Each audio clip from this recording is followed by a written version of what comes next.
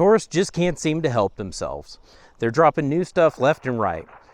And if you think that's a complaint, you'd be wrong. The GX4 Carry Strike is a system that's going to be maligned by some, but I absolutely dig it.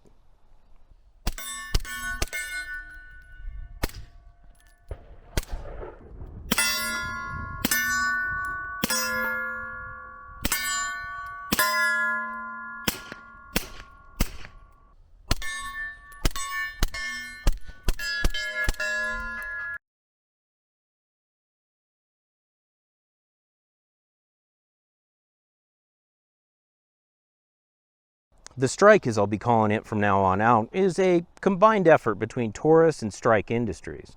The broad strokes of it is that they took a Taurus GX4 and put it into a Strike Industries Bravo chassis and slapped on the FSA folding brace. Now, this is hardly the first time they've done this. Of course, the Bravo chassis has existed for the Sig P320 for quite a while. But now that the P320 is circling the drain, having the chassis for the GX4 keeps that Bravo chassis viable. Now, I have questioned the practicality of this, but I can't deny I absolutely love the novelty of it.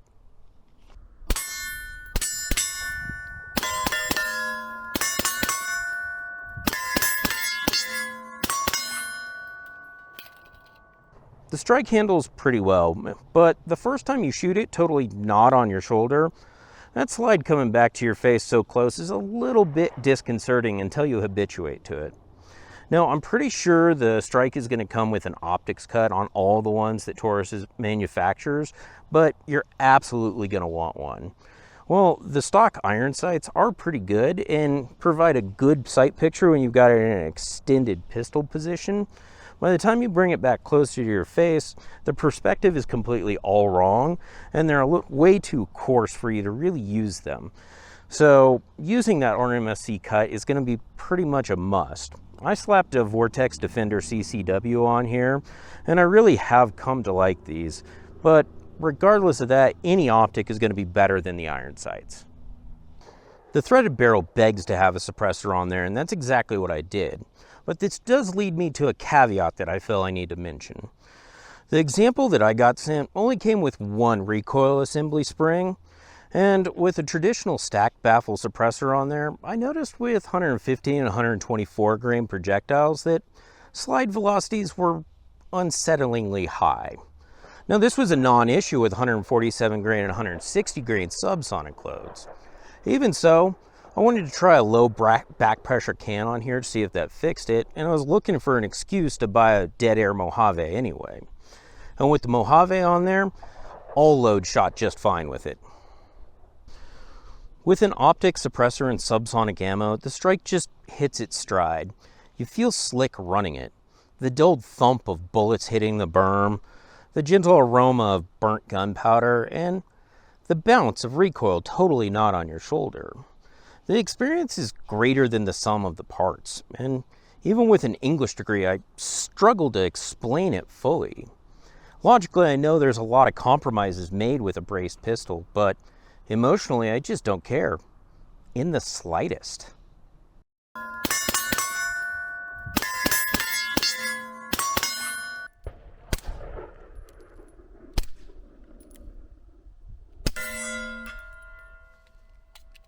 Now, I've been in a few firefights, ranging from casual exchanges to pitched barrages.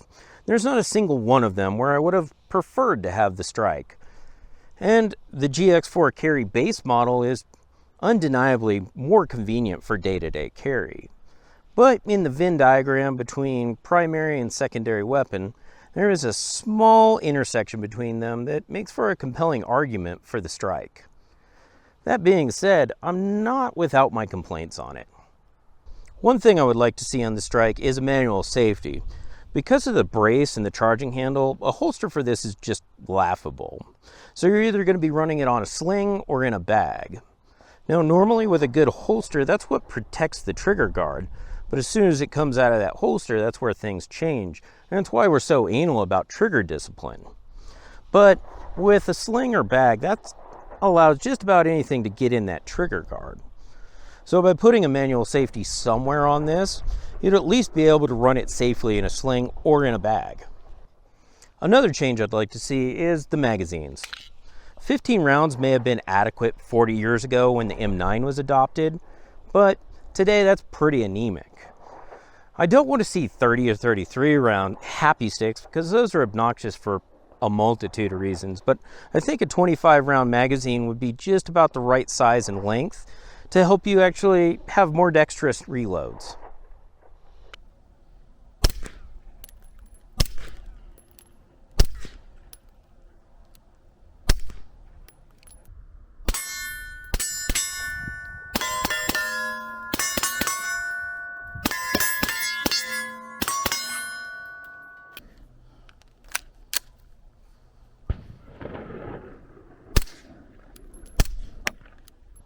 If you made it this far in the video, I just want to say thank you.